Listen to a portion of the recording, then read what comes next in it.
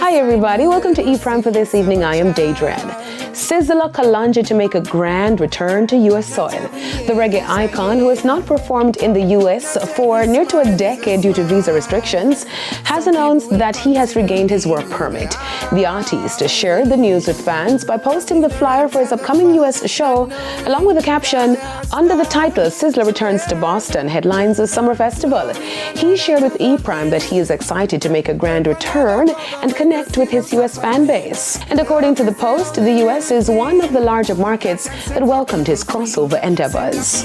Beyonce's Cuff It has been removed from TikTok due to a standoff with the Universal Music Group UMG. The platform's standoff has led to the disappearance of official recordings by UMG artists like Taylor Swift and Drake. Songs penned in part by Universal Music Publishing Group's songwriters are now suffering the same fate. UMPG's roster includes artists Styles, Rosalia, SZA, Bad Bunny, and Steve Lacy for their songwriting credits. Now in the US, UMPG touches 20 to 30% of music on TikTok.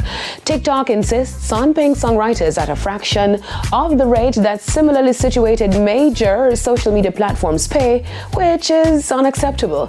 Tension between the music industry and TikTok has been growing for years, with many executives believing it is the most effective platform for marketing music. UMG CEO Lucian Grange noted that a value gap was forming in the new iterations of short-form videos. Now Adele postpones Las Vegas residency shows. The decision was made to postpone the upcoming dates of weekends with Adele due to the singer falling ill.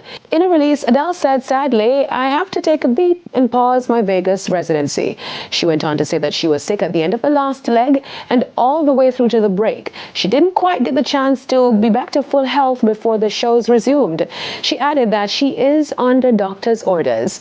Adele informed her fans that ticket holders for those shows will be sent information on the rescheduled dates as soon as possible. Hey, remember to roll out with us tomorrow as the RJ Gleaner Communications Group launches cross-country invasion across the island on Friday, March 1. Catch us from 5 p.m. to 9 a.m. at the Cecil Charlton Park in Mandeville. In the afternoon, we take over Emancipation Park from 1 p.m. to 7 p.m. with a special performance show at 5 p.m. Then we wrap things up in Portmore at Ken's Wildflower from 9 p.m. to midnight. Looking forward to seeing you. It's Cross Country Invasion. That's it for E-Prime this evening. I am Daedren. Thank you for watching.